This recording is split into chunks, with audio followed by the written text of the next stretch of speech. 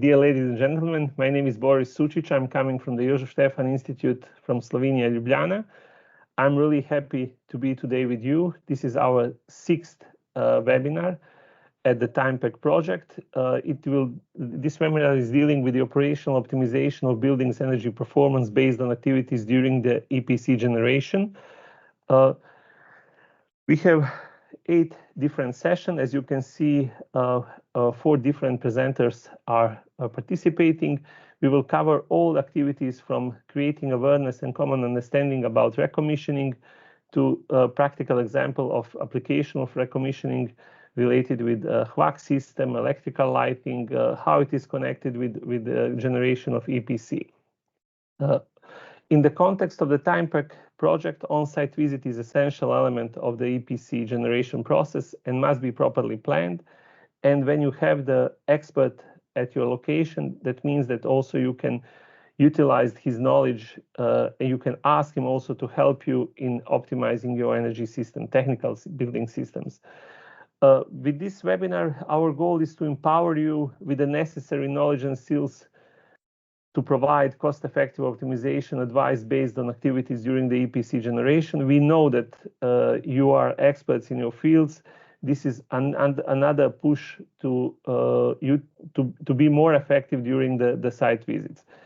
You will also get the insights into the monitoring and targeting techniques and comparing the existings with the expected performance. We think that that is also very, very important when it comes to utilization of potential for optimization of technical building systems.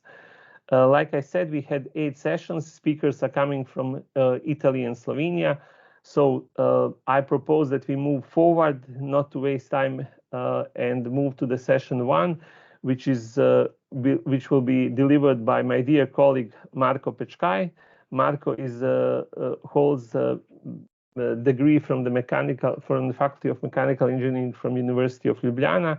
He has really a lot of experience in energy auditing in buildings and industry.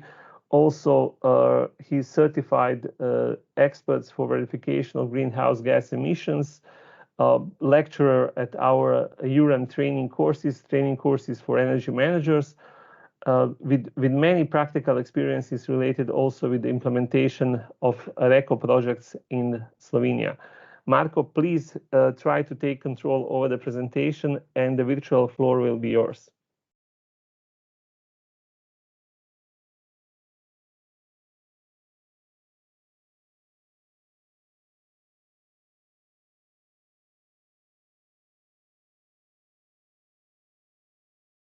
Marko is not here. Yeah, we lost him. Just give us a second to see what's going on, why we lost him. Just give us a second to see. He has problems with new Teams. Just give us a second to see. He was here with us in a moment ago, and let's wait a second to see what's going on. Yeah, Marko.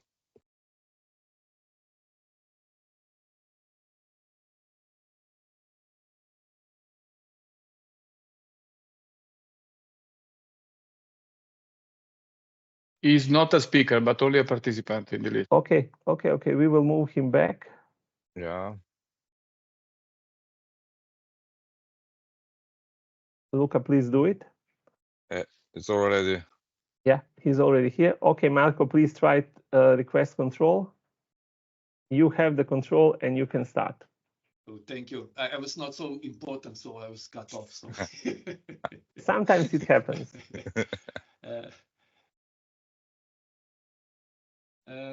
First of all, good morning to everybody.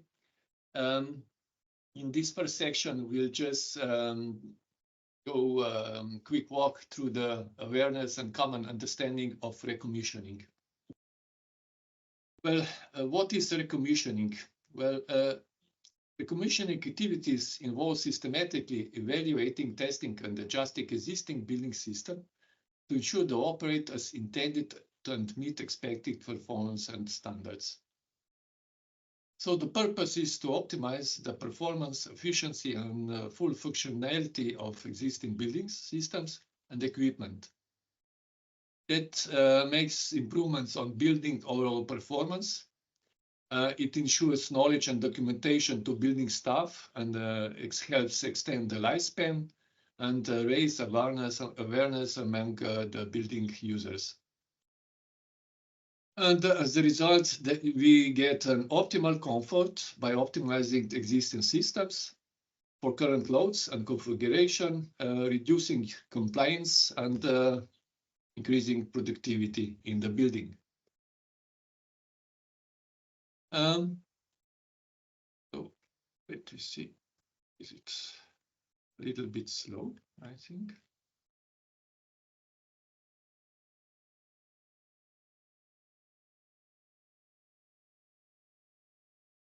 I can get the next slide.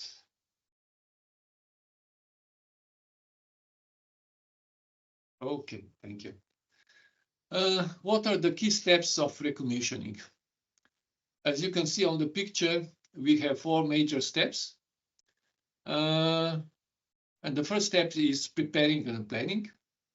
The second step is investigation, implementation and verification of the results, and project handoff and continuous implementation.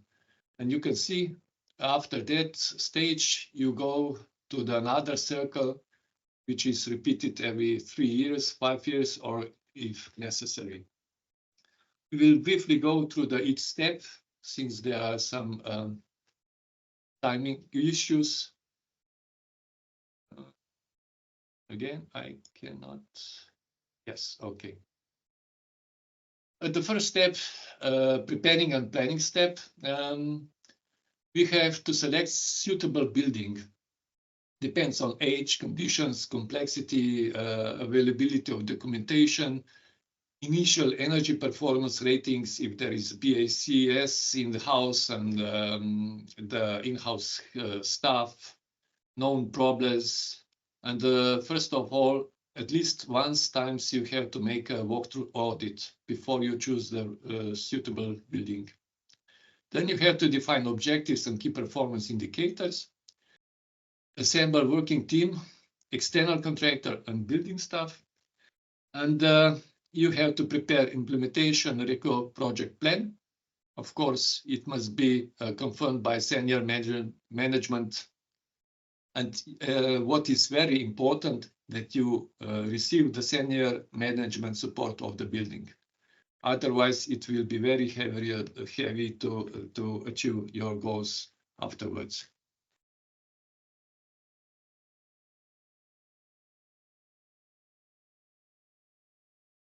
Well, at the next stage, you start with the kickoff meeting. It is very important that all teams, building teams and the external experts meet together. After that, you must, After that, you prepare a detailed energy audit and execute it, which gives you a list of energy saving opportunities, which are no cost or low cost only. Then you have to prepare reports of the audit performed, and it must be approved by the building representative. The next stage is implementation and verification.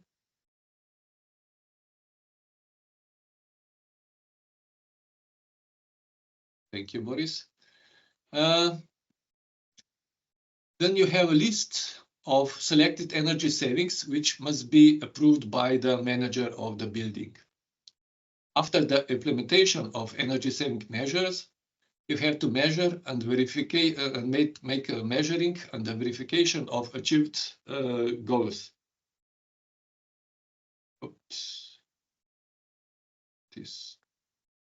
Okay. If necessary, then you must make some correction actions if you don't reach the goals by introducing your energy saving measures. And also there can be possibility that you find some other new energy saving measures after you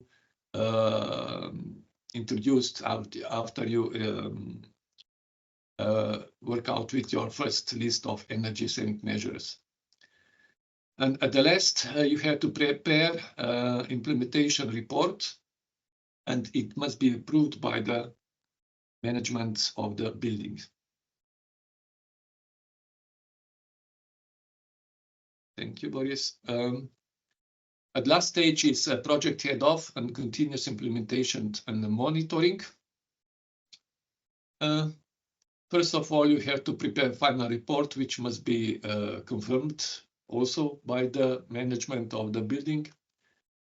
Then you have to prepare implementation plan for the continuous implementation of recommissioning. It must be also confirmed by the management of the building. After that, you make some energy awareness and trainings for staff and for the users of the building. You must set new reco plan for the new circle and set new goals. That means new baseline, new KPIs, and so on if needed. And at last, you must proceed with handover meeting, where all the participants will meet together to hand over the project for the next phase. Let's briefly going through the all 4 steps of how to perform the commissioning. Now the question, why we have to evaluate the energy performance of existing technical building systems if they work perfectly? Well, it's essential to maintain optimal efficiency, occupant comfort, reducing operating costs, ensuring compliance with regulation, and minimizing environmental impact. But you know, building is a living thing, so everything changes by time. So you can get different users, different operation schedules, purpose of some spaces, rooms, and so on. And also, you know, wear and tear of equipment, slowly the efficiency and performance decrease with time. And it can be the beginning simply just a poor initial design of the building systems.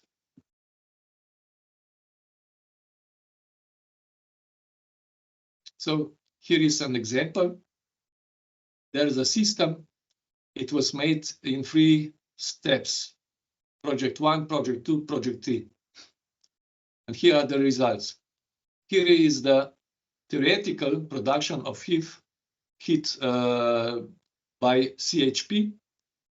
And this is the potential usage of the heat by the consumers. And this is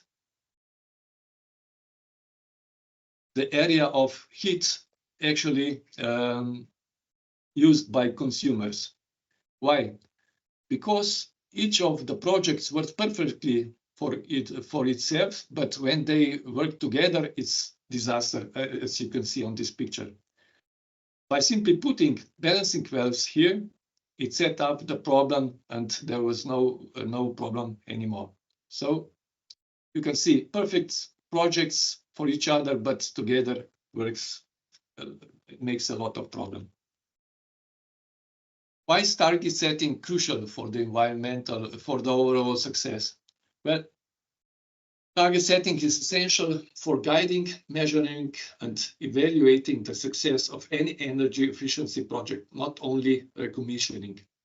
So target setting must be understandable to all participants and feasible. That's very important, that it is feasible, reachable. So the clarity of objectives, that clarity provides that all the project's objectives and the desired outcomes are fulfilled. Measurement and evaluations. Well, targets serve as benchmark when we do the measurements in the evaluation of the projects. Responsibility. Well, each person gets its responsibility and commitment to achieve those goals, which are demanding. And also on the way of motivation, well-defined targets can motivate and engage stakeholders to reach these targets. So if you reach the target here, it's not feasible. But you can see, slowly put your targets nearer and nearer, and here you can follow how you reach or follow the target line. So it's easy if you do the measurement and if you do setting the targets right.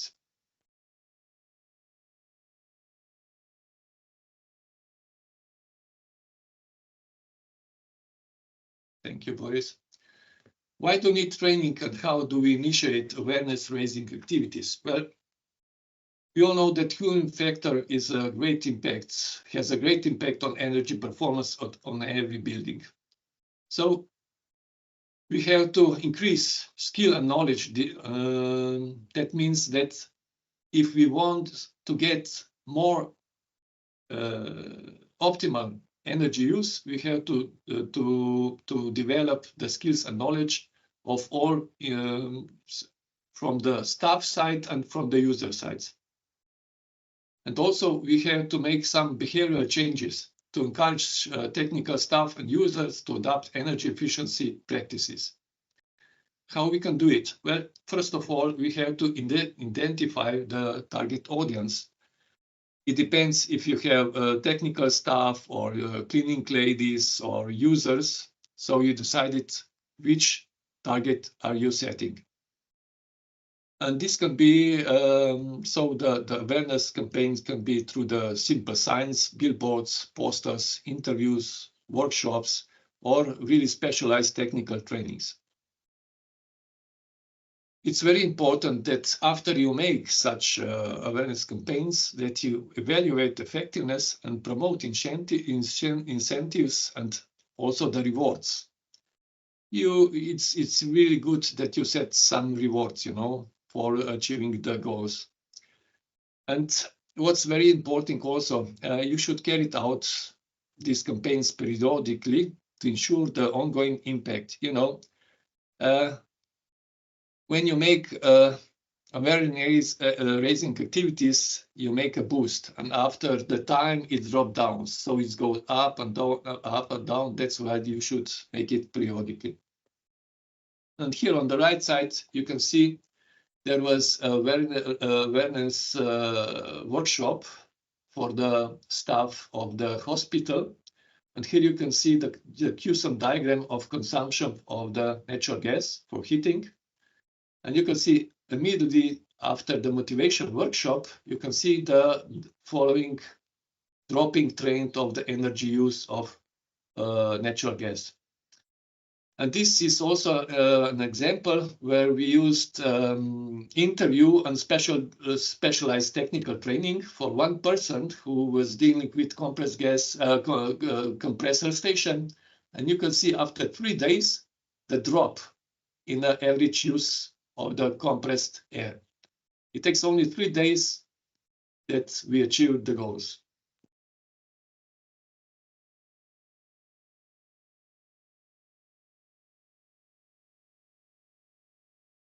Okay, that was it for now. I'm ready to answer your question if there are any, and thank you for listening me. So, thank you, Marco. Thank you, Marco. Thank you very much.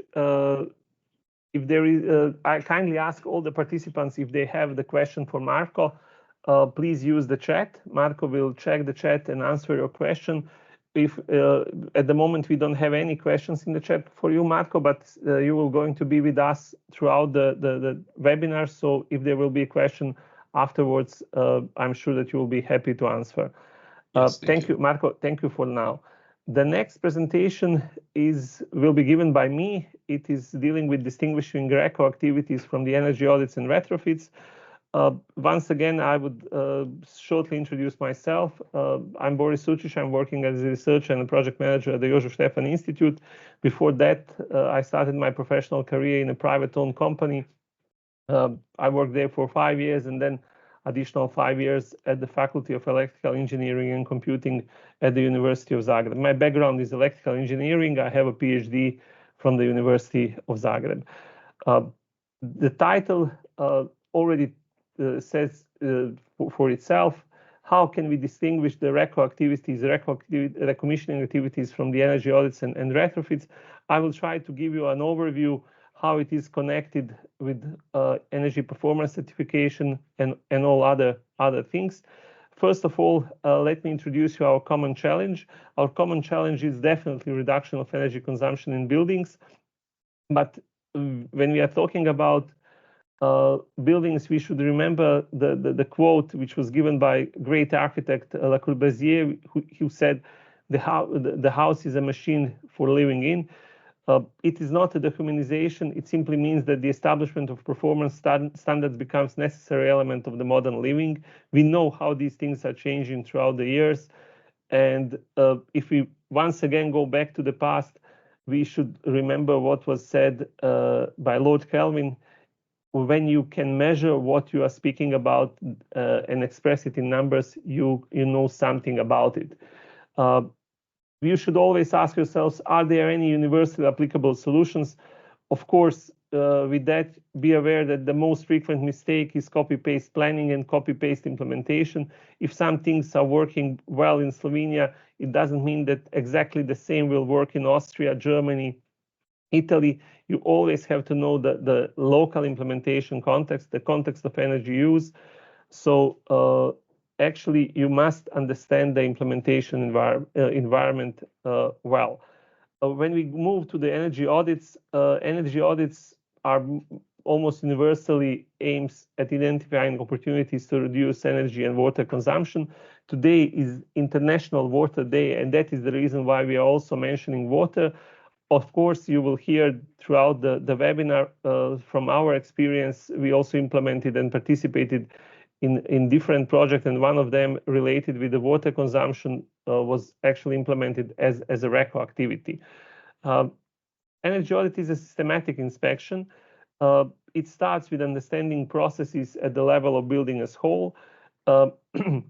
And main findings are energy efficiency measures grouped in the energy retrofitting action plans.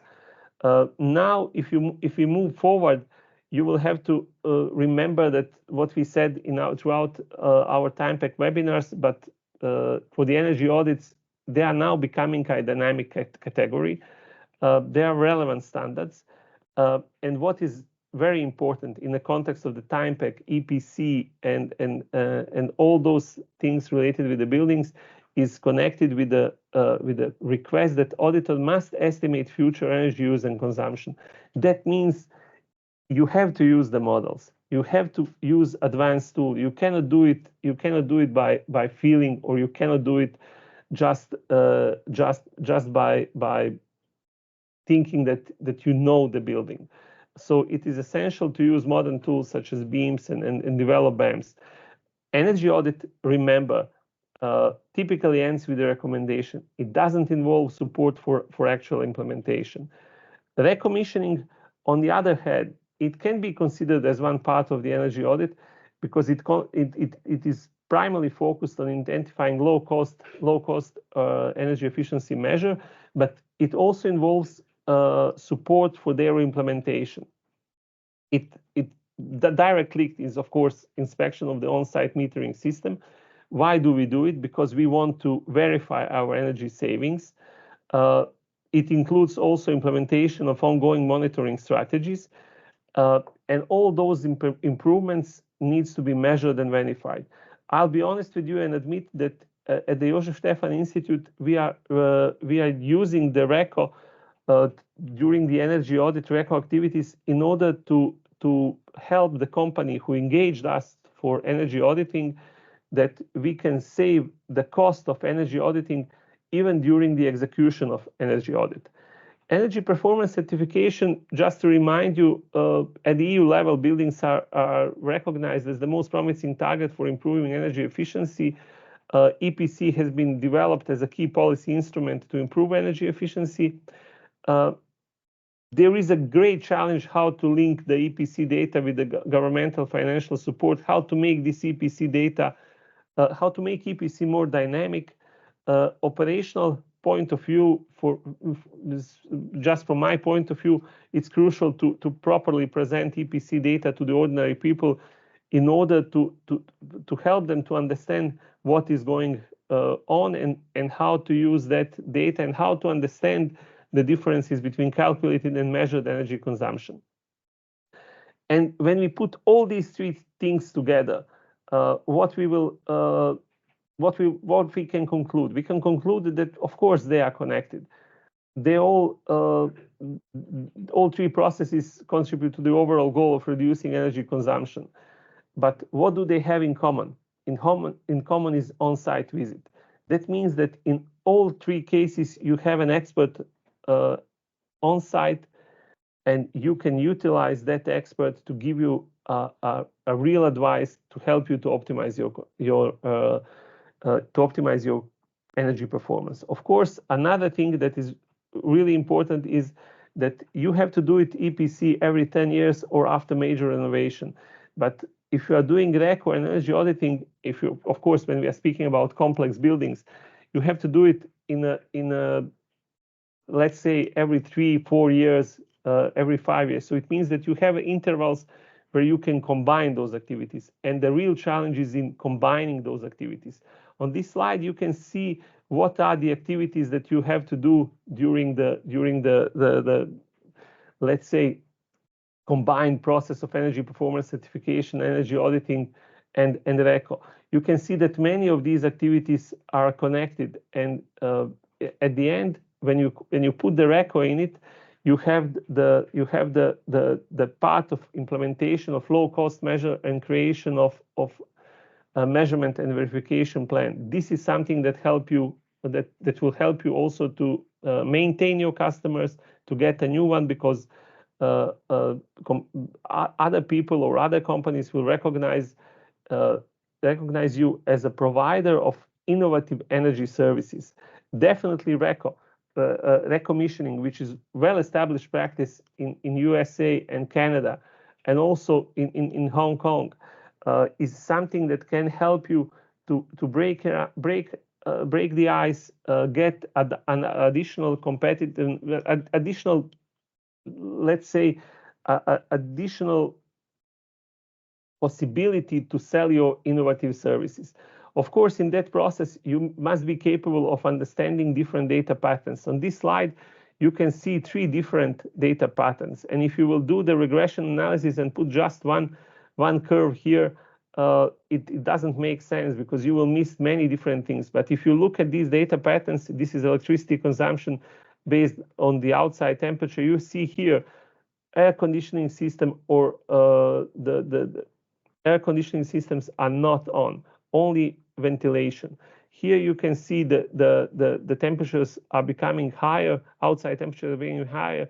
People are looking for energy for air conditioning systems, and you can see 2 different patterns. This was recognized during the RECO activities, and we have realized that this is not efficient. We said, okay, let's look forward. What can be done? And we discovered that certain elements of the system are not functioning well.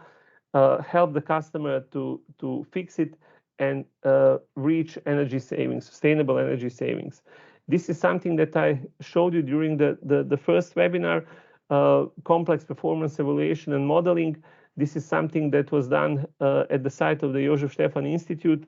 This is the way how we throughout the RECO activities optimize the performance of our data room. A lot of measurements, a lot of modeling, but the results, what we learned, we actually learned that blending air, hot and cold, was the problem. Resolve it. Unused servers, resolve it. Energy management for the data center, implemented. Actually, this helped us to reduce energy consumption for 82 megawatt hours per year. Payback period was 2.2 years. The next example is one from the hospital. You already see some pictures from or some numbers from Marco's presentation. We were dealing with the staff motivation campaigns. Results, energy without major investments or almost no investments, results 5% reduction in energy consumption. In electricity field, it was even higher.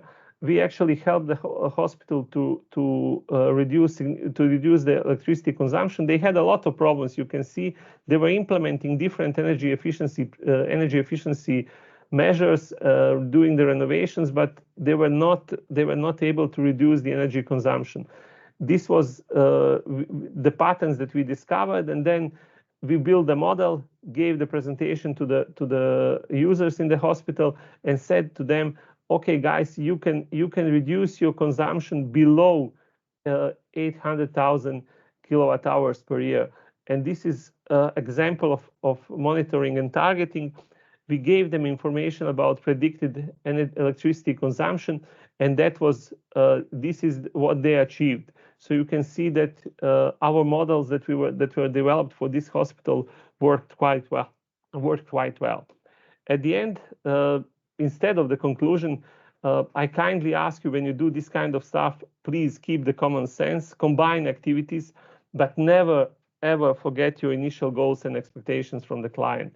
This is typical example of that I took from the book related with the project management, the project initiation. You always must hear the requests and the requirements from the client.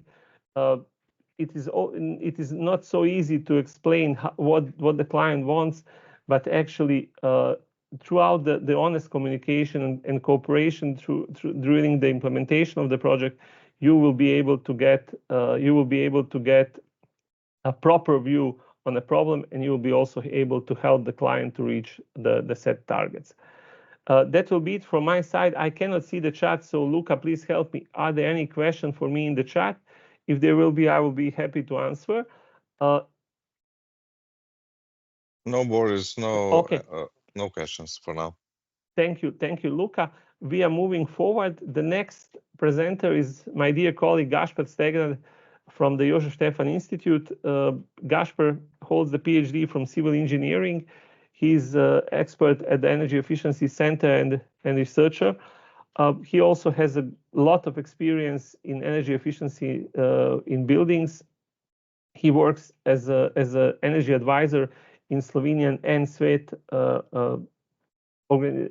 NSWET group. Also, he's a certified expert for the energy performance certification of buildings in Slovenia. So, Gaspar, it is really great that you are today with us, and the virtual floor is yours. Please request the control. Thank you very much. I already did. Okay, I gave it to you, so I hope now it will work everything perfectly for you. Gaspar, the virtual floor is yours. Thank you. Hello, everybody.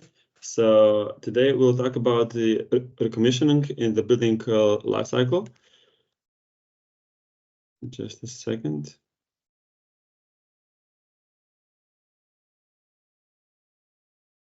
Just a second, Boris. Oh, it works. With a minor delay. So recommissioning. What is it? Just to sum up what my colleagues have previously already stated, recommissioning is the methodological process of testing an existing facility systems and equipment to make sure they are still functioning according to the original design intent, or to make adjustments to correct any deviation from the original design. This process also checks for any inefficiencies that could be improved. Recommissioning is often necessary to perform within 5 to 7 years of construction and completion. Even buildings that were thoroughly commissioned at that time of the construction of the original design can develop certain issues over time. And a prevalent myth is that many expenses associated with operating and maintaining a building are unavoidable cost of doing business. The reality, however, is that the majority of buildings can operate at equivalent or improved levels of comfort and function for even less money. Recommissionings, by our experiences, addresses inefficiency by reducing operating costs through low-cost actions with high rates of return. Cost savings from recommissioning can be significant. However, they can also vary significantly depending on building type and location and the scope of recommissioning process. A comprehensive study found average cost savings from the range from 1 to 8 euros per square meters, and for non-energy savings from 1 to 5 euros per square meters. Just a second, I don't see my slide. Okay.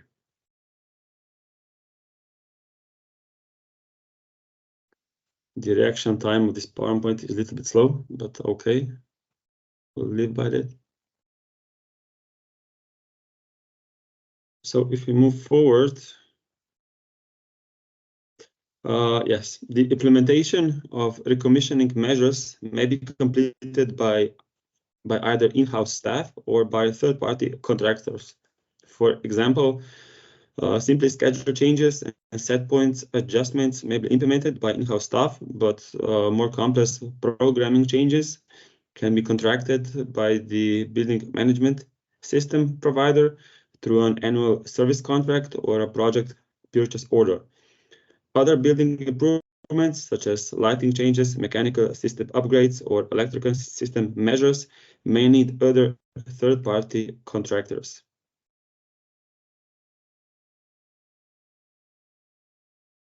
So this can what can be also identified as an energy-saving measure is also the identification of more major capital replacements that may be needed, including the recommendation for energy-saving items such as variable frequency drives for motors.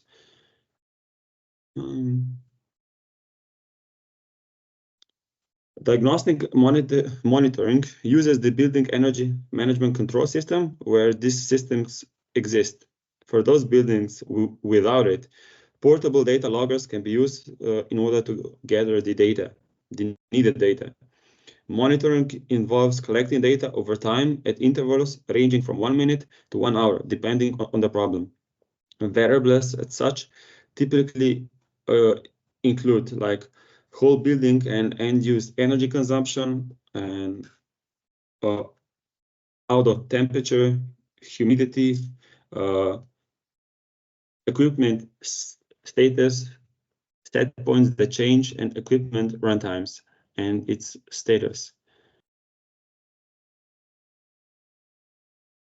Collecting data this way allows the recommissioning provider and facility staff to observe system performance on the various modes and operating conditions over time. The next step in the diagnostic monitoring process is to analyze the data. The provider will analyze data and create charts showing hourly, daily, weekly, or monthly trends. Charts as such can also be used to document how one parameter varies with the changes in another. Analyzing this information allows the recommissioning provider to characterize system performance and verify whether each system is operating correctly. This information thus should be shared with the facility staff so they can see how the systems are actually performing. Performance monitoring uses data to prioritize how to deploy maintenance time and money.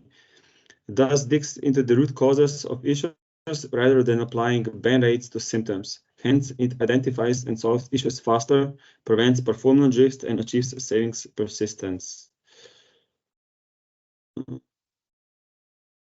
Through the measures implemented by the continuous monitoring, the measures result in improved thermal comfort, in indoor air quality, identifies and corrects minor issues before they become big problems, and even contributes to improved employee productivity due to improved thermal comfort, for example. And next thing are the recommissioning activities throughout the building life cycle.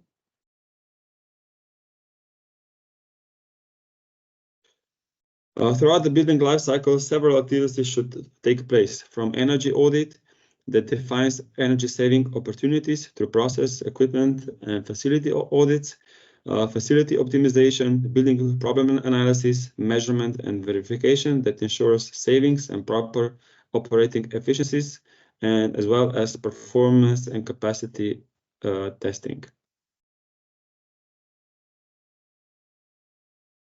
Recommissioning can also benefit a building owner in a number of ways. For example, by reducing the utility costs through recommissioning, whole building energy use may be reduced by an by an average of 5 to 15%. In some cases, annual savings can be as much as 30% are even possible. And for another example, to reduce repair and replacement costs, recommissioning improves system performance, increases equipment life, and reduces the need for repairs, which can save also money and results in fewer comfort complaints. To conclude, by undertaking a recommissioning project, building owners can upgrade facility performance dramatically to achieve reduced energy costs, improved comfort, and increased employee productivity. For many facilities, the savings can be as high as 15% of the total energy bill. Properly executed, a recommissioning project will cut costs, improve operational efficiency, and reduce the organization's carbon footprints. So with this slide, I would conclude this my first presentation. And if there are not any questions in the chat, I think, Boris, we can move on to the next one. Yeah. Gasper, thank you very much. Yes, we can move on.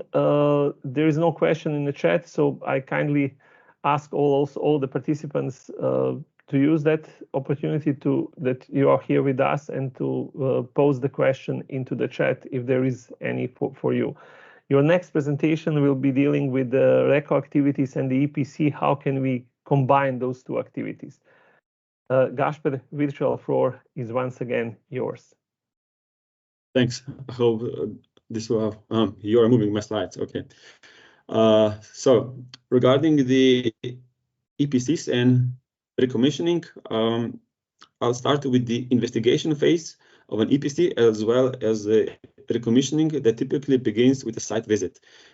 Such visits creates an opportunity to bring critical project team members together in order to review the recommissioning plan and to discuss overall objective, process, and the team roles.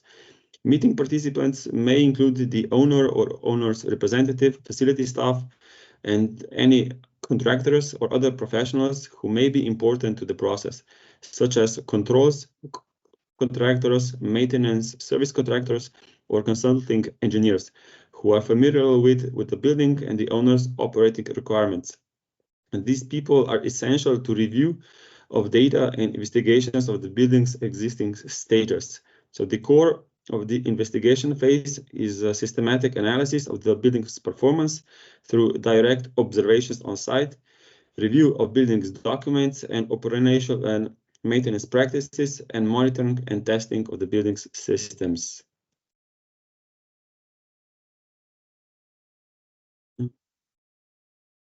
One of the first actions a provider must undertake during the investigation is a thorough review of building's documents. To reduce expenses and maximize the benefit of a recommissioning project, in-house facility staff can be assigned to answer all the questions and help gather necessary buildings documentation for the provider. The owner's operating requirements is one of the important documents for the provider to review.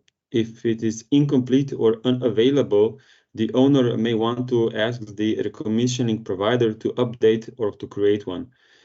This document addresses the owner's comfort requirements such as space temperature, humidity, and outside air fractions and building schedules. The objective of any recommissioning project is to ensure that the building is operating as needed by the owner. Having these requirements clearly documented enables the recommissioning provider to be sensitive to building schedules, functions, and processes during the diagnostic activities in order to avoid disrupting the occupants. A comprehensive and dynamic energy performance certificate should also reflect this status.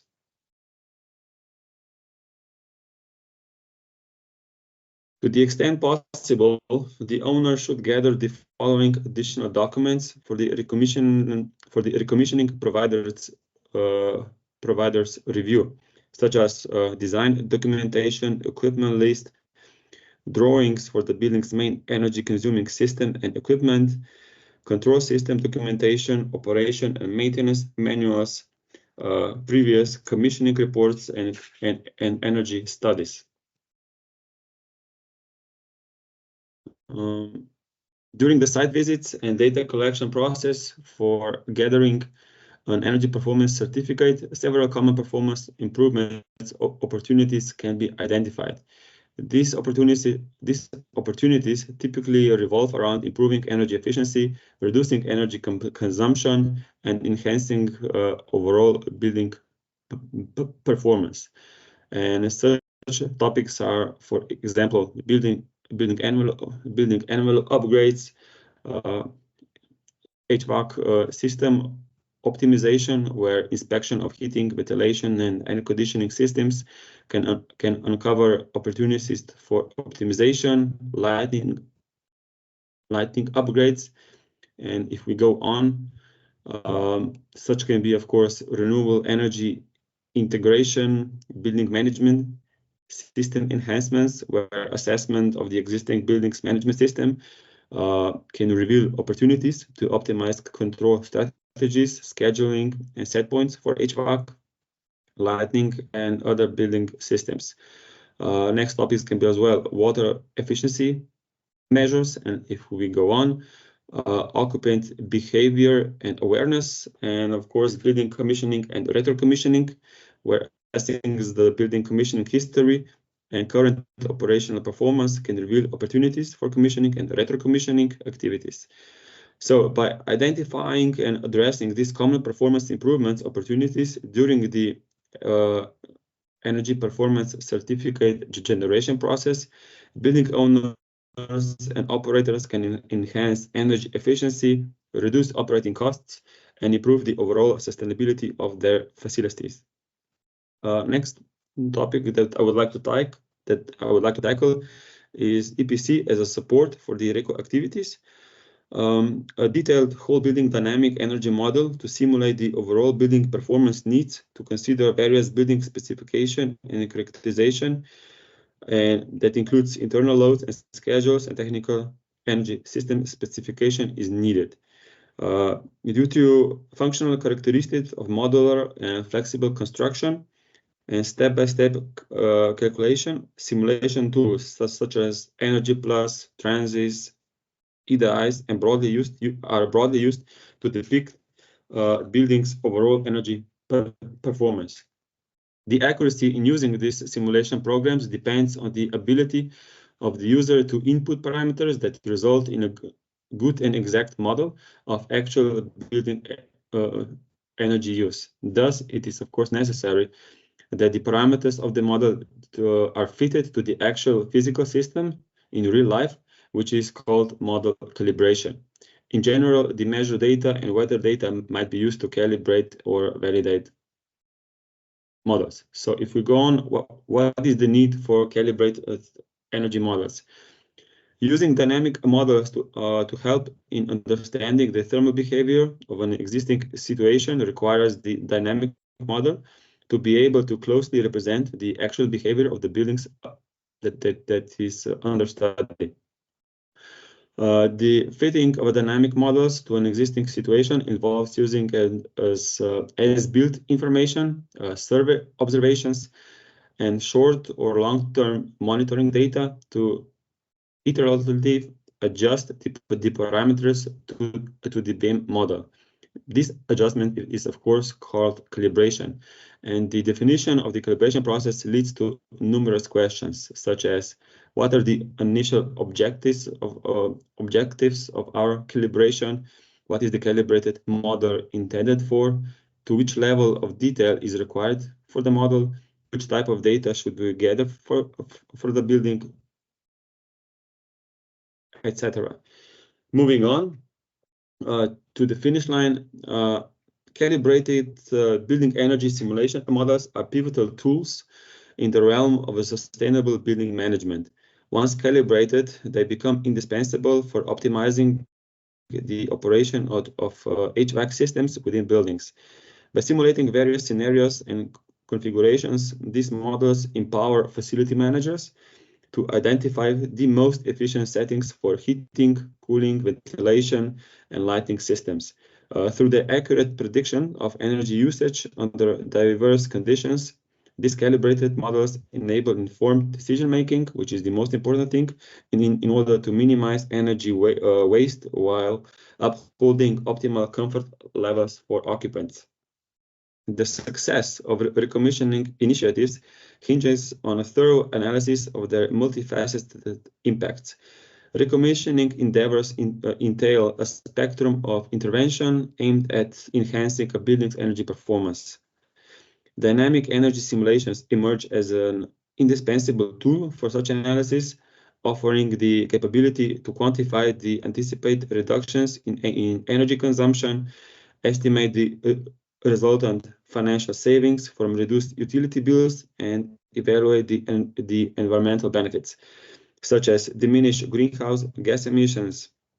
And through this detailed analysis facilitated by dynamic energy simulations that should be used and will be used in the EPC, stakeholders can ensure that recommissioning efforts are strategically targeted and poised to deliver the desired outcomes in terms of energy efficiency, cost reduction, and environmental sustainability. And to conclude, an EPC serves as a benchmark for a building's energy efficiency. However, when coupled with dynamic energy simulation, an EPC becomes much more than just a static rating. The dynamic simulations allow for a deeper understanding of the factor influencing energy performance and thus enable us to identify a specific area where recommissioning efforts can yield the greatest benefits. In summary, calibrated building energy simulation models coupled with detailed analysis facilitated by dynamic simulations offer us a powerful framework for optimizing building performance and guiding recommissioning efforts. By leveraging those tools effectively, stakeholders can thus achieve substantial improvements in energy efficiency, financial savings, and environmental sustainability. Thank you. That will be everything from my side. I'll be here online until the end, so if you have any questions, just write me in the chat section. Thanks. Thank you, Gaspar. Thank you very much for a really nice presentation. It is always a pleasure to listen to you and get more knowledge on topic related with dynamic energy simulations. If you will have any questions for Gaspar, please use the chat and ask the questions. The next presenter is once again my dear colleague Marco. Marco, please request the screen control. Okay, you have it. Try to move forward. Yes, we can hear you. Try to move forward. Thank you. Use the page down, please. Yeah, I used it. Maybe it takes time. Okay, let's see. Okay, Marco, did you or did it I? Marco, it was done by me, so you can continue. So I will follow. Say next. I will follow. Okay. You don't have to say next. I will follow you, and everything will work. Don't worry. Thank you. Marco, the virtual floor is yours. Yeah. Well, hello to everybody once again. This time we'll try to answer some typical questions about planning and RECO activities. So, what are the key steps for a successful planning of RECO activities? There is a short list of the most important steps. First of all, before starting, you have to clearly define objectives and the scope in accordance with expectation of the client. That's very important, that both are, on the same line. The next step is, of course, gathering information and documentation as design drawings, manuals, utility bills, and performance data, and so on, which was already explained by Gaspar. The main thing is also assemble project team and assign the roles and responsibility for each team member. That's very important. So that is clearance what somebody has to do to achieve the goals. As Boris and Gaspar mentioned before, conduct preliminary assessment. That means walkthrough inspection is necessary. For the beginning, it can take, I don't know, 1 day or a couple of hours just to identify potential performance issues. You will see it immediately. There are some leakages, some bad equipment, and so on. It's also very important to identify performance baseline.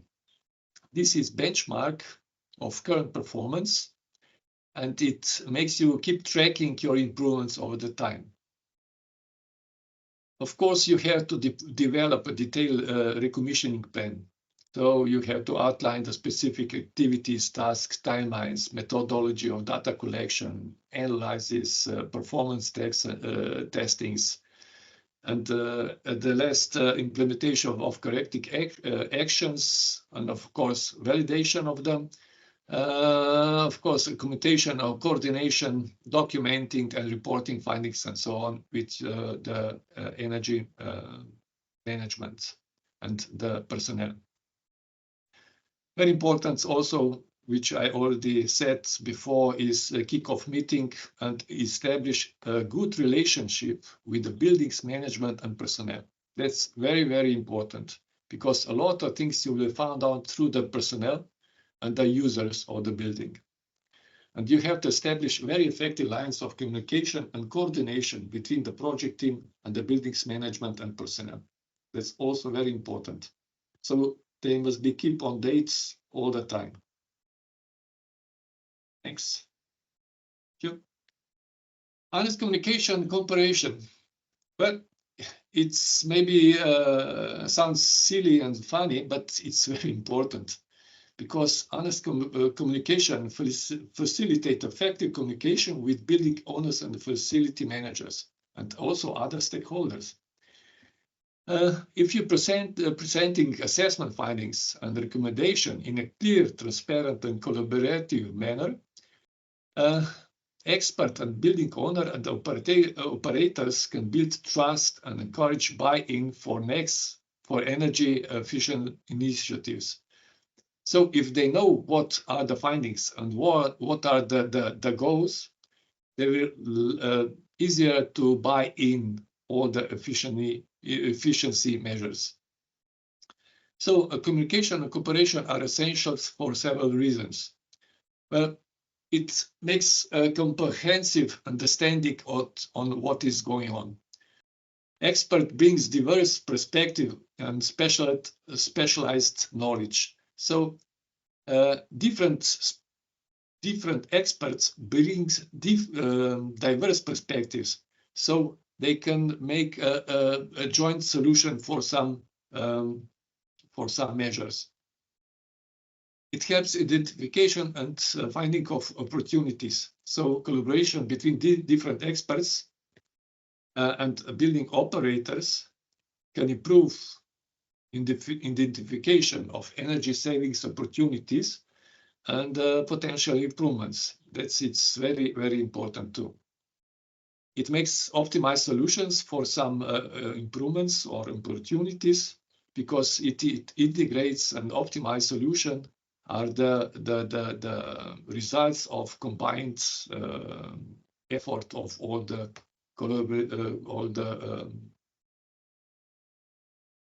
experts. And also what is important, the last, continuous improvement.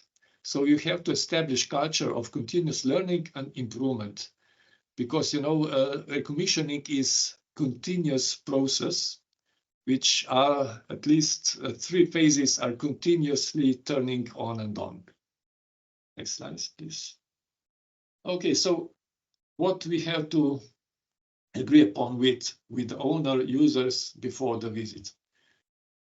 You cannot just walk in. So before conducting a site visits, you have to establish a clear agreement about a few things with the building owner. And this is, of course, you have to inform the owner what is the purpose and the scope of the visit. So you have defined the object of the scope, the energy performance assessment, also all the specific goals you want to achieve, areas of focus, and what is the desired outcome. You have to obtain permission from the owner. So you can not just walking. You have to ensure the access to the building relevant facilities. You have to agree upon the date and time and duration of the visit. And of course, you must not disrupt normal operations during the activities. Also, the timing is very important. You cannot go and see how it is, I don't know, heating working in the summertime or vice versa. I don't know, air conditioning in the winter time. So we will schedule the time and date and duration of the visits. So you have to make good information about sharing and documentation. So you must request all building plans, utility bills, maintenance records, and occupancy schedules, which was already discussed before with Gaspar and Boris. So you must explain what are the expectations and responsibilities. So the roles must be clarified, also the responsibilities, the expectation from both sides, data collection, measurement, and so on. So that's also very important. And the communication and reporting, said before, so you have established good channel of communication and reporting, and the follow-up actions. So based on the findings you get on the site, you must make some recommendation for the follow-up actions to make these potential improvements live, to actually to make all the measures alive. So which data needs to be collected during the visits? I think we should go just briefly through, because it was said also before. So of course, the key the data are building type, what is the size, layout, floor area, building orientation, and so on. Occupancy details, number of occupants, what is the type of occupants, what are their behavior, and so on. Utility bills and energy consumption. If you have all the historical data of the consumption for a list of period of 3 years, it's very good. If you have only bills for electricity, natural gas, fuel oil, it's okay. But if there are some better data, they are very welcome. HVAC systems, of course, types, equipment specification, schedule, set points, control strategies, also for the lighting system. If the building has a building automation and controls, that's very good for you, because it's enabling you to receive much more and more detailed energy-related data from the control.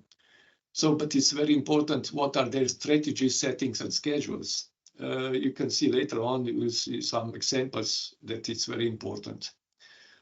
Occupant behavior, no need to say it once again, you will see later, very important, what are their behaviors and what are the schedules the occupant are in the building. Site observation inspections, Boris and Gaspar also said, visual inspection on site is primarily that you have to do if you want to do it proper. At last, all the plug loads and equipment which is installed in the building, it can make quite a big percentage of energy use. So next slide, please. Next, in this slide, you can see the main system and then user equipment that it's need to be checked during the RECO activities. Well, HVAC, heating, air distribution, control, ventilation, lighting system, all the fixtures, lamps, you have to see what kind of lamps are, what are the controls, do they have occupancy sensor, daylight harvesting controls, timers and dimers. That's all important. Water supply system. Well, water is not energy, but it definitely has something to do with environment. Yes. You should just have a quite quick walkthrough all the pipe networkings, if there are any leakages in the fittings, wells, and fixtures. And of course, you have to check up all the equipment and appliances that could be office equipment, kitchen appliances, medical, elevators, escalator, depends what type of buildings is. But you know, all the appliances, especially if you have, I don't know, computer centers, it can be quite a big event for energy.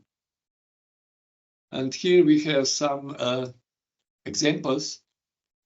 Since we don't have a lot of time, I will not ask you what's wrong in this picture. I will just say this is CO2 concentration in a room. This is a temperature in the room. This is, okay, outside temperature.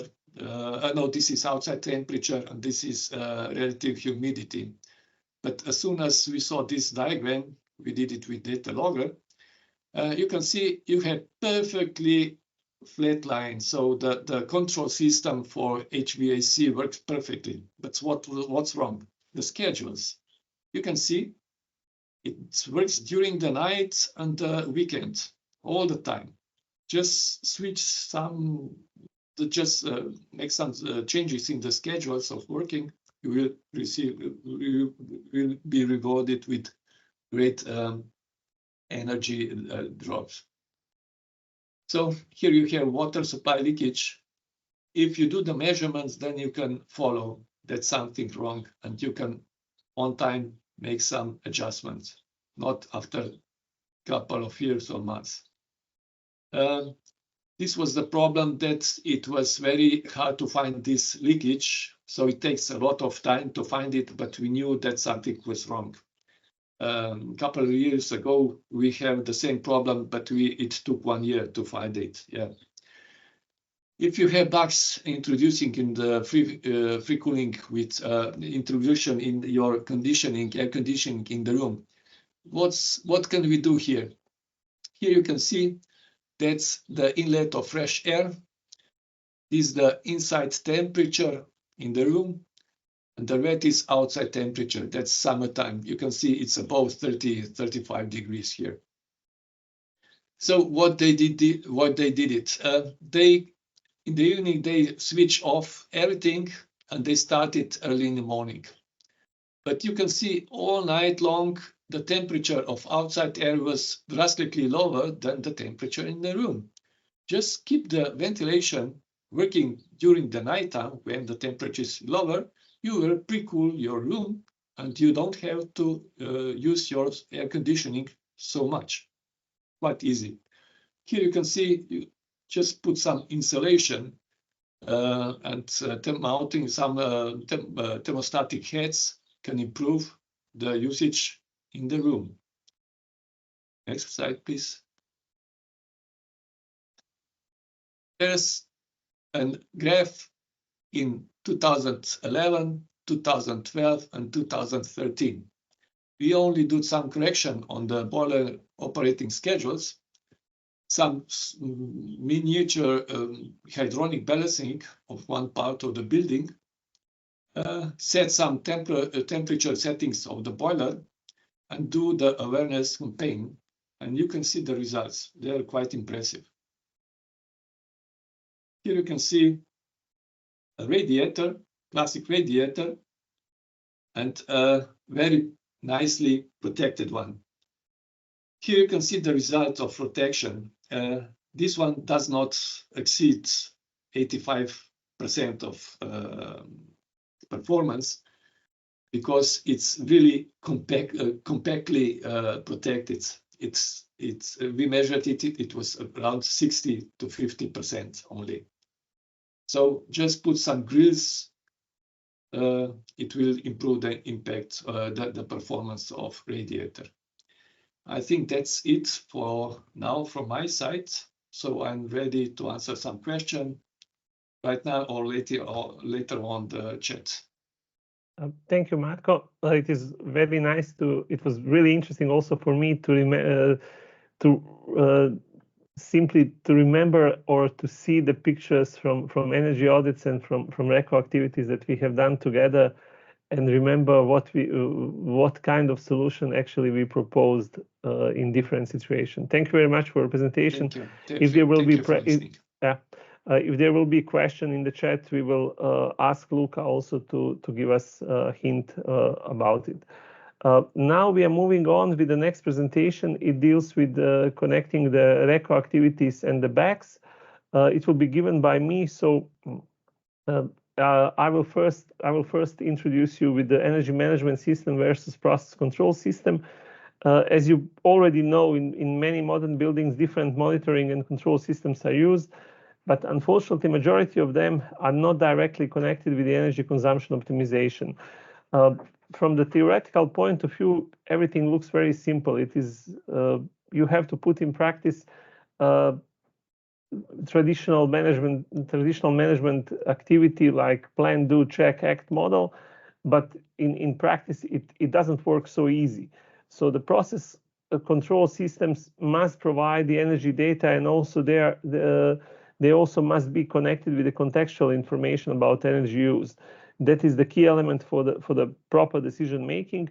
Building automatization and control system, abbreviation BACS, actually evolved from that, merging different areas of automatization, energy management system, process control system, and if you try to put all that together, then you can get quite strong decision support system for your activities. Why the context of the performance monitoring? Actually, it's performance monitoring at the moment like it is right now throughout the world is part of the larger building automatization and control systems.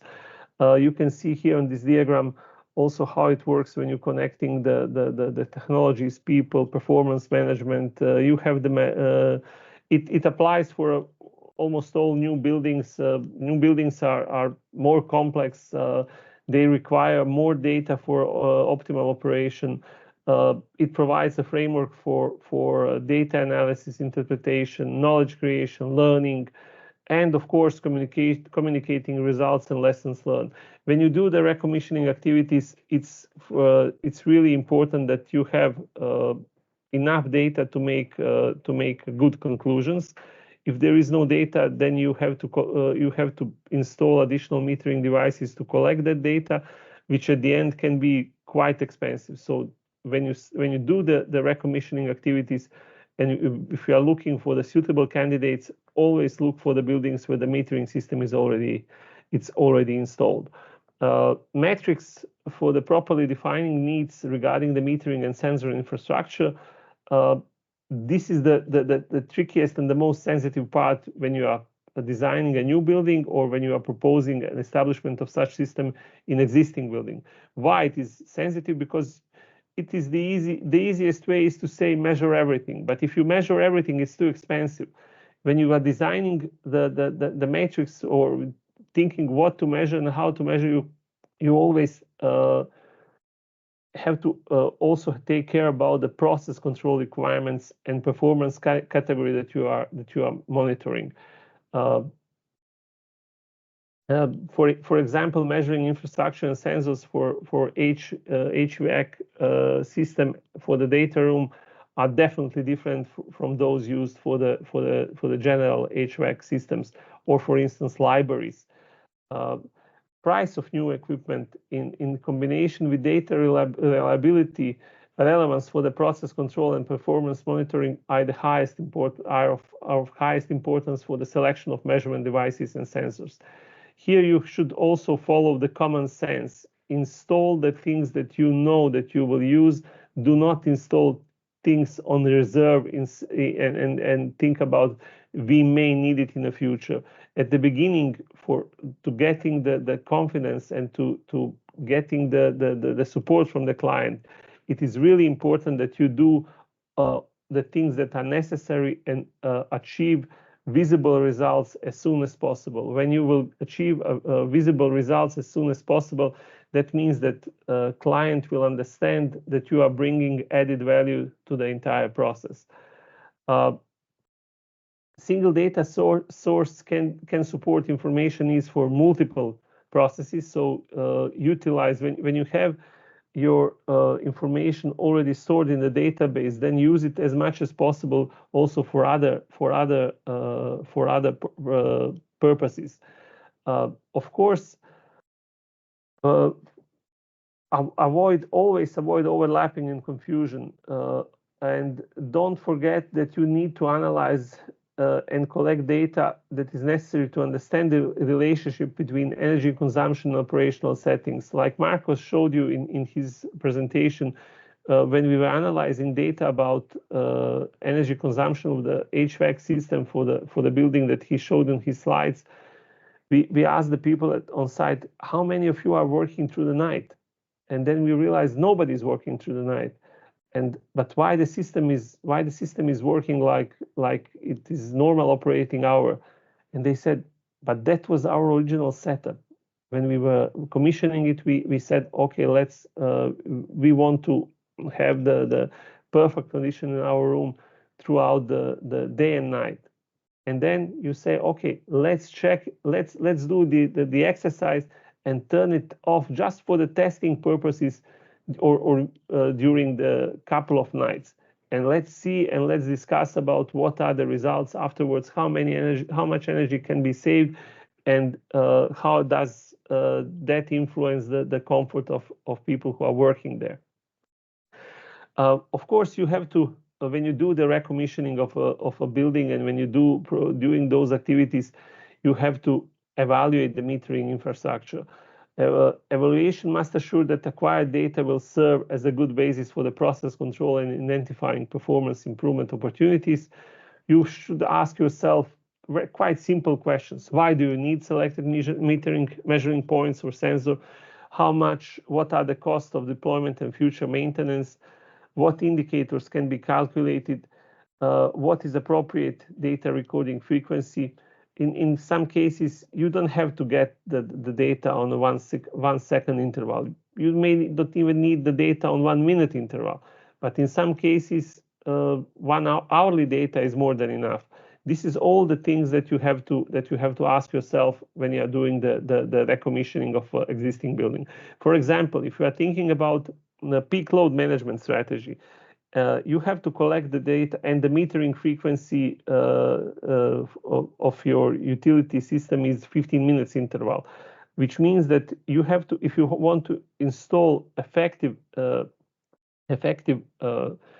peak load management system, you have to collect the data at least on a 1 minute interval, because you will have enough information to execute peak load management strategy, different ones.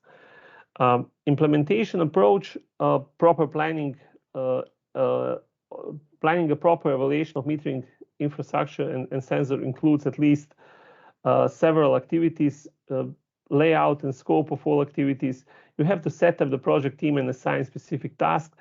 Here you will see what enhanced EPC means. Enhanced EPC means that it is not a job for a one-man band. It is not a job. You have to have a team. You have to have a different experts in it.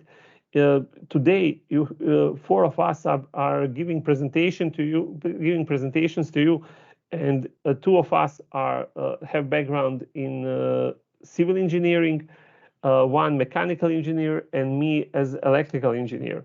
Of course, you have to establish an honest relationship with the buildings management, technical personnel, effective lines of communication, but don't forget, validate acquired data, do the performance analysis, propose the corrective actions, and then when you promise the people on site that you will stay with them during the monitoring and verification, believe me, they will trust you. They will tell you they will even tell you where to look for the improvement opportunities. Of course, monitoring and verification of data handling routines has to be specified to assure the data adequacy. The verification procedures, of course, have to be established. You must be sure that your recorded values are correct.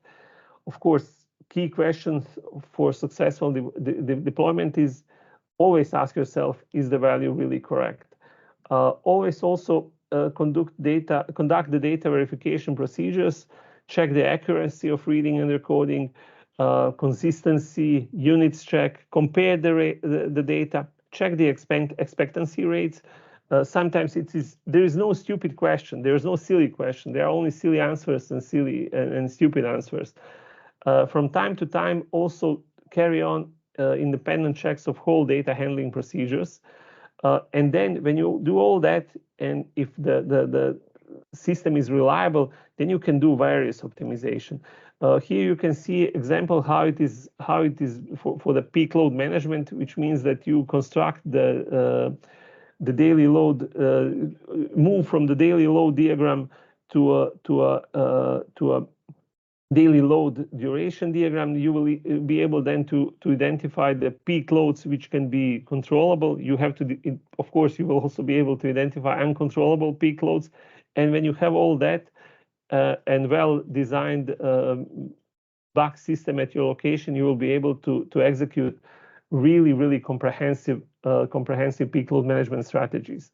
On this slide, you can see also, this is the example, for instance, here you can see when we applied the strategies. We used more than 2 months to collect the relevant data, to analyze the relevant data, and then discuss with the client, explain to the client what is the appropriate strategy to reduce the energy consumption. And you can see the results. In this particular case, 20% of the electricity was saved on a daily basis. On next example also gives how we reduce the consumption of electricity during non-working hours, also reduce the peak loads. Actually, when you are playing with the data and when you are sure that you have the accurate data available, then talks with the technical personnel on site and also common sense enhanced with the quite comprehensive models can help you to find the solutions of your problem. The last example in my presentation is also here on this slide. You can see it, very comprehensive way of monitoring and targeting electricity consumption. And something happened, and we were not able to identify it easily. And then we realized, okay, it is we are receiving alarms in not every hour, but sometimes there is 1 hour in between what is going on. Then we said, okay, let's check the cabinets to see where to dig forward. And then we realized this is the problem. If you will see here, you will see it was May. During that time in Slovenia, it was sudden snow. It was quite cold during the time, and actually the heating system was not on because the beginning of May was warm, but the mid of May sudden drop of temperature caused that some people in that particular building used the electrical heaters for heating the room. As you can see, many different things can be combined when you have a lot of data and when you can play with it. It is essential when you do the recommissioning that you evaluate your BACS systems and check is that data available, how it is it accurate, how it can be different information from different systems, how they can be combined. And when you are able to do it, then you can extract valuable information for optimization of your technical building systems. That will be it from my side for now. Luca, is there any question in the chat, or we may continue?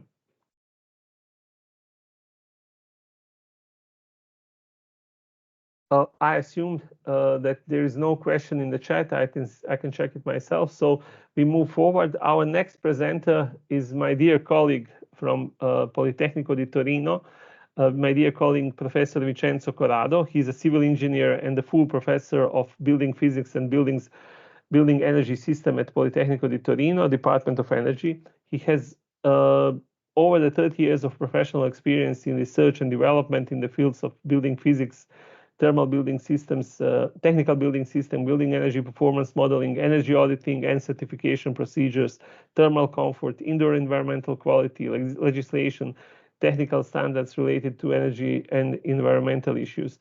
For more than 15 years, he has served as Italian delegate to CEN-TC 89 thermal performance of buildings and building components, and ISO TC 163 thermal performance and energy use in built environment. He has held scientific responsibility for numerous competitive national and international research projects awarded through a peer review process. He is an author of over 300 scientific papers, didactic volumes, and editorial. Vincenzo, it is a great pleasure to have you today with us. I'll be happy to help you and assist you during this presentation because we have small problem with the as you probably noticed, small problem with the sharing and controlling this presentation. Vincenzo, virtual floor is yours. Thank you very much, Boris, for your introduction, and good morning, ladies and gentlemen. So the topic of my presentation is about recommissioning and heating, ventilation, air conditioning systems. In this first slide, you see the basics of recommissioning.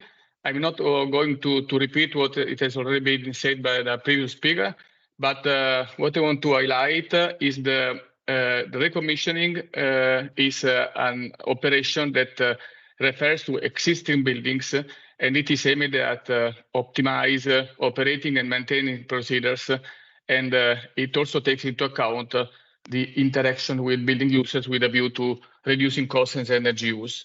Next slide, please. Also, this slide has been already presented. It defines the overall process of recommissioning, which includes 4 different phases.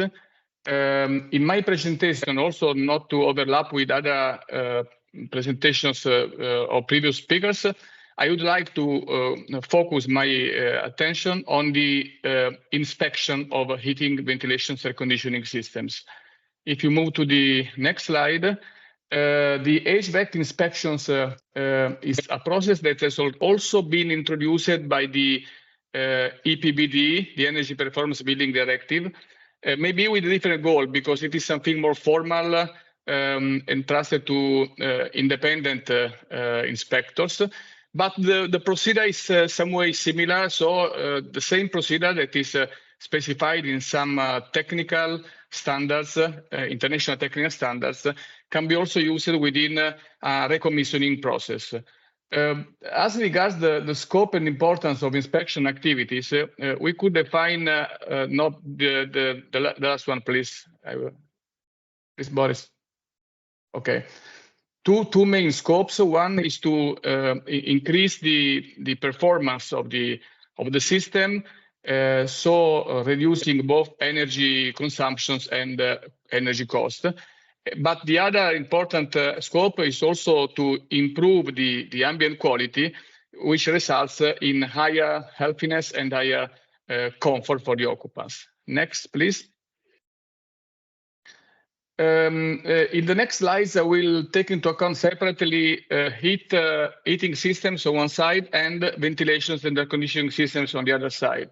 Starting with inspections of heating systems, in this slide, you see the main, let's say, objectives of this activity, which is aimed at verifying if the heat generator or the heating system as a whole is set, operated, and maintained correctly with regard to energy efficiency, and also to estimate the actual energy generator, heat generator energy performance, and the size, if the size of each generator is correct compared to the building needs. At the end, this activity aims to support advice on possible heat generator energy performance improvements if they are required. Next, please. The standards which deals with the inspections of heating systems is the European standards EN 15317 Part 1. These standards introduces 2 different levels of inspections, a basic level 1 and a detailed level 1. Both levels take into account systems with all kinds of systems, all values of powers, and typically, of course, boiler as the generators. But the main difference is that detailed inspection is referred to centralized system, while the basic inspection is addressed to autonomous systems, both in single-family houses and in other categories of buildings. Next, please. In this slide, you can see the inspection flowchart according to the international standards. We have to start with the identifications of the heating system inspection level, the two levels that I mentioned before. Then the preparations of the inspection, the identifications of the heating systems and the inspection, the identifications of documents, the check of heating system functionalities, the status of maintenance of the heating systems, the heating system central control sensors and indicators, the meter readings, and energy consumptions. After that, the inspection proceeds with the different subsystems that compose heating systems that typically include the emission subsystems and the emission control subsystems, and then the distribution subsystems. Next, please. And then the central part is the generation subsystem, which has to be identified, and it has to be evaluated in terms of performance. It is true both for combustion boilers and any other auxiliary generators. Also, generator controls must be taken into account, the storage subsystems, a check of the boiler sizing, and a final rating of the heating system global efficiency, and also a domestic hot water system inspection. The last step is the draft of an inspection report. Next, please. Moving to the inspections of ventilations and air conditioning systems, in this case, the relevant standards is the EN 16798, part 17. And the aims of this standard is to provide recommendations for improvements with an indications of probable cost effectiveness and other benefits of these of possible measures, to provide assessment of the system efficiency, including maintenance and cost, and also an assessment of the sizing compared to the cooling and ventilation requirements of the buildings. And finally, provide characteristics of their conditionings and or ventilation systems that can be compared to the design specifications or inputs of energy calculations. Next, please. In the case of the inspections of ventilations and air conditioning systems, 3 different levels of inspections are defined. So the approach is a little bit different in comparison with the approach followed for the heating systems. In the first level is a pre-inspection and functional checks, which has 2 main purposes. The first one is to gather all relevant documentation on the system type and size, and to identify and priority inspections areas where the design installations or operations of the system depart from good practice in a manner likely to affect its energy consumption. A second purpose is to identify using non-intrusive methods to identify online features of system operations that are wasteful of energy. So the main characteristics of this first level is that it does not include any measurement. The measurements are considered in the second and third level. In the second inspection level, it is required to perform measurements to check that the system is operating as intended, and also to identify source of energy waste.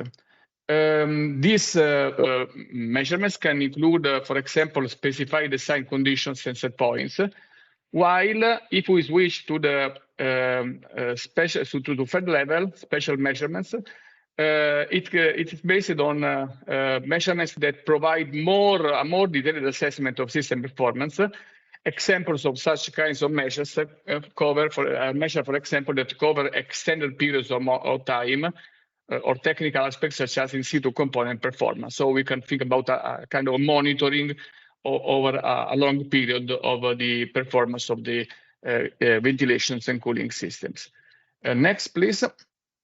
Then in the next 2 slides, I'm going to present the flow charts according to the international standards. The first flow chart refers to the inspections of ventilation systems, and the second one on the cooling systems. The inspection starts with the document collections, with the identifications of missing informations, and any advice to address missing information, and defining of the general approach. Then the most operative part includes the inspections of mechanical ventilation systems and natural ventilation systems and hybrid ventilation systems. So we have typically 3 different kinds of systems, and both are considered. And it is concluded with the assessment of the system with the issue of the recommendations and advices and the draft of an inspection reports. If we move to the next slide, addressing the inspections of cooling systems. Next, please. The first part is more or less the same, starting from document collections, moving to the general approach. But in this case, the system is different.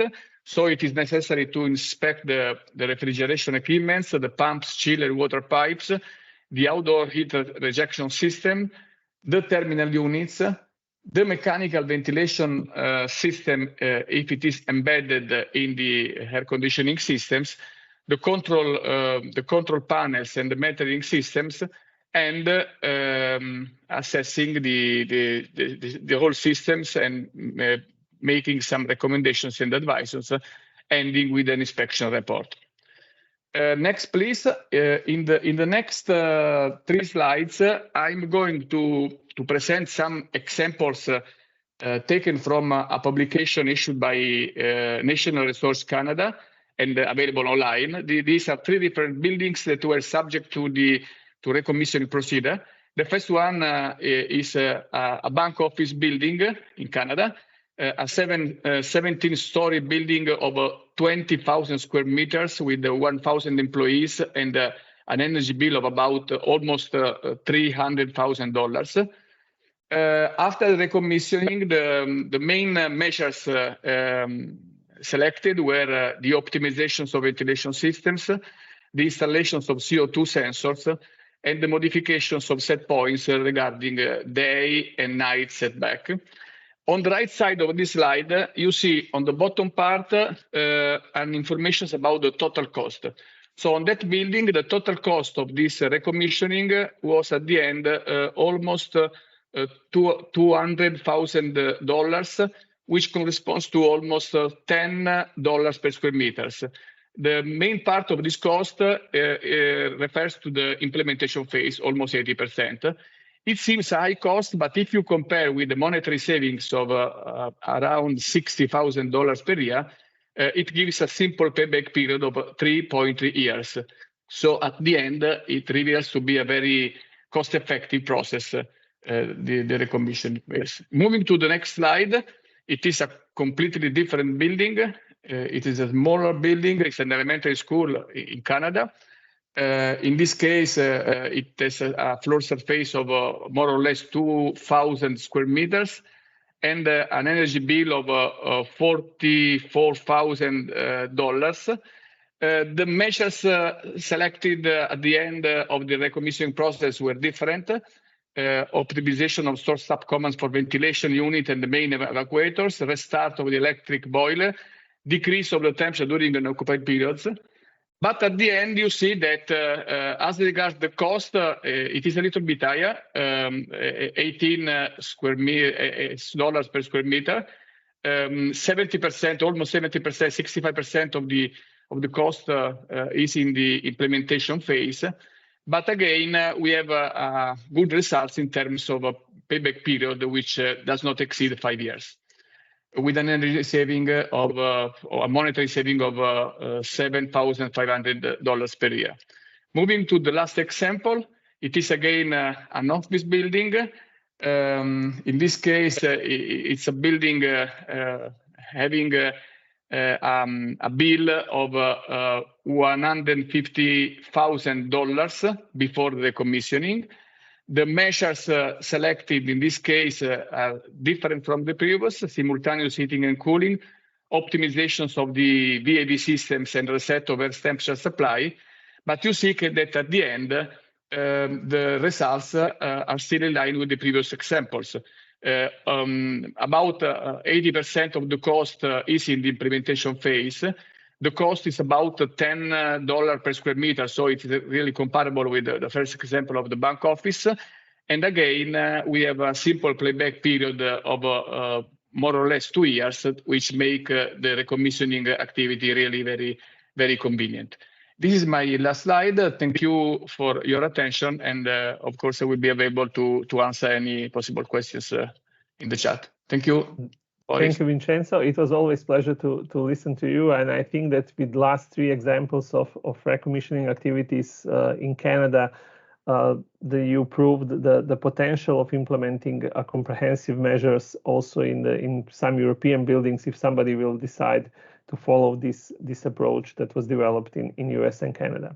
Thank you very much for your time, and thank you, of course, always it's a pleasure to listen to your presentation. Now we move forward to our last presentation, last session of the day. Unfortunately, my dear colleague Matej Pahor from Goriška Local Energy Agency catch a flu, so I'm going to cover this lecture. This is not a problem for me because I'm already covering this lecture at our regular educational activities here at the Josef Stefan Institute. So as an introduction, of course, I must say that lighting systems are essential for creating a comfortable and safe environment in any building. With the lighting system, it is always a question or trigger how to connect the operational settings of a building's electrical lighting systems with the actual energy consumption. Recommissioning, when you put it in the context of electrical lighting, it involves testing the switching and dimming function of the lighting system, checking the control system, communication with fixtures and devices, and verifying that lighting performance and quality meet the design criteria and user requirements. Don't forget, when you are doing that, also there is emergency lighting system. If you are doing the recommissioning, you have to check emergency lighting system as well. The next step is implementation. The first thing you have to do is assessment of the current performance, collect the historical energy usage data to understand the existing performance level, inspect the lighting system and assess the current lighting levels against originally planned and designed system. Of course, check it according to the relevant standards and national regulation. Check the uniformity and absence of the glare or shadow, because zebra effect is not something that you want to see in your hallways. Verify the correct operation of the lighting control system, including timers, occupancy sensors, daylight, dimming system. I will show you with a couple of examples what are the standard procedures, how to or what you may expect when you do the let's say recommissioning of the huge office building. Verify that control systems are programmed according to the current occupancy patterns and daylight availability. Also review the maintenance procedures, because a lot of savings could be found there also as well. Assess the placement of fixtures. Is it appropriate? Do maybe originally designed rooms changed? That, for instance, you had in one room originally designed for 2 persons, and now only 1 is there, and there is a lot of things that you have to check. Don't forget that you have to collect also the feedback from the building occupants, how about their satisfaction with the lighting qualities, including issues like brightness, ability to control lighting level, and their personal spaces. Check how the lighting system integrates with other building systems, because it is not standalone system. Be aware that more lighting means more during the summer months, that you will need more air conditioning, because only a small portion of electricity is actually used as the source of light. Other produce heat. And at the end, identify opportunities for energy savings. Do also the cost-benefit cost-benefit analysis. I will give you a couple of practical experiences, practical examples. Golden rule of recommissioning, and at the end also electricity use in buildings. When you don't need it, turn it off. It's simple as that. Don't forget, sometimes light fixtures need to be cleaned. Be aware that initially designed system is always, it's never designed in a way that some reserve is installed in the system. Why? Because during throughout the years the system lose and some of the efficiencies, so you don't want to change your system in a few years. Here you can see how to check the existing system, requesting the illumens level, combine it with reco activities, combine it with the maintenance. Don't forget about the modeling. When you do the analysis of the lighting system, when you propose additional solutions, all the software that I'm here mentioning on this slide is free of charge. I would say they are more or less beam ready, so it can be integrated with other different tools.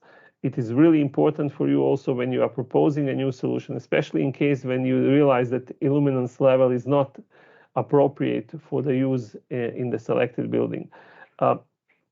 Here is an example of really nice designed office building, and you can see the lighting level is the lighting system is adapting to according to the daylight, and also you can see that some of the systems are not working because it's appropriate daylight in the room. You can see here afterwards during the hours when the daylight is not it's not there is no enough daylight that the system is adapting. And if you look at the working schedule of the system, you will realize that during the evening everything is on the appropriate illuminance level at the working spaces. But when you put all these three pictures in one slide, you will realize system is regarding the daylight control system is working perfectly, but the occupancy sensor are not working. What happened with the occupancy sensor? You can see it here. This is the occupancy sensor, and it was covered by one small piece of paper. Why it is done in that way? Usually people are when you talk with the occupants of this kind of modern buildings, they will tell you, oh, it is turning on and turning off all the time.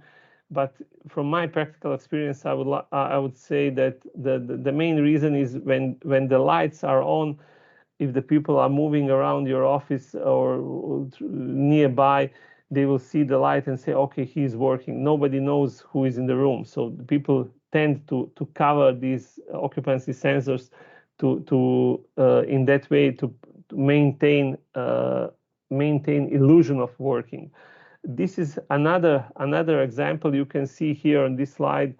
In this area here, you can check the hours. This is the normal operation of building. You can see people are going back home, and we discovered this after the measurements. We were thinking what was going on, why it is a problem, and then realized, okay, this is the working schedule of the cleaning lady, and when she arrives, she turns on when she moves throughout the building, she's turning on the things and turning on the lighting throughout the building. Also on the right side of this slide, you can see example also from one office building. Upper picture is showing you a situation before the implementation of reco activities, and the lower picture shows you the results of the reco activities. We were mainly dealing with the lighting system. Modern SCADA system was installed there, but it was not functioning properly. So actually we put all these things together, propose the corrective actions, propose the setting of adjustment of settings, and at the end we reach the significant energy savings. In this case, is only in 4% of total energy saving in a building was triggered by RECO activities and RECO activities of a lighting system, which means that is highly profitable. In this case, actually the payback period was less than 1 month. They only paid for our services. System was already installed at the location, and it was no problem to reach the savings. This would be it from my side for the last presentation. Now we move to a discussion, the closing remarks. I would like here to once again wrap up all the things that happened throughout these 6 webinars that we organized in the framework of the Timepac Academy. You learned that Timepac, what is our goal, the new EPC for the Europe. We realized that if you want to reach and get enhanced EPC, you must connect generation of EPC with the analysis, storage with generation, and analysis and exploitation. All these things put together. In Timepac project, you have also learned that it's all about circles and it's all about data. Our key challenge is, once again, I will repeat it. It is how to produce valuable information for the end user and how to justify all the activities that has to be done. In a way that how we are doing the EPCs right now, when we are doing it in a way that it is a static document, not combining it, not connecting it with the actual consumption, it is definitely not sustainable way of doing it. It cannot help us in renovation projects. But in the future, we will definitely need to connect it. Gaspar already told you during his presentation today that calibrated models are the essential for the planning. And in this way, when you combine all these activities, when you start with the data collection, visualization, storage, exploitation, and the analysis, when you provide additional services like recommissioning to your final user, because never forget that making energy performance certificate, it's the first step, it's the entry point. And if you are able to do it in a proper way, then you open the door for your future projects. You will support the client in implementation of more comprehensive projects. I must share with you also the information that from the operational experience from our energy efficiency center, we were always trying to provide more information and to support the client. And when we never get back from the client without or proposing a new solutions without also offering our support and services for the implementation of proposed measures. When you put this in a context of entire Europe and the story about new EPC for new Europe, training activities, learning materials for EPC experts, building operators, and all other things to use the enhanced EPC is actually Timepac Academy. Capacity building, knowledge sharing is vitally important. We are really pleasantly surprised that number of participants from certain countries exceeded our initial expectations. We will work harder. We really appreciate your feedback. Next step is follow the Timepac Academy, apply for in-class training that will be organized in 6 Timepac countries. You will see the dates at the Academy website. Please don't forget to share your impressions about this webinar in the online questionnaire. It's completely anonymous. I already shared this information in the chat, so I kindly ask you, evaluate us. You will notice, for instance, the Josef Stefan Institute was responsible for the first webinar and the last one. For the first webinar, we got some critics related with the timing, and you can notice that this time we tried to finish on time. And I'm really happy that you provided the feedback. So we did the exercise a day before to check that everything will be delivered on time, so that we are not taking more time than it is necessary to deliver this training. Thank you very much for your support, and thank you very much for your time sharing and being with us.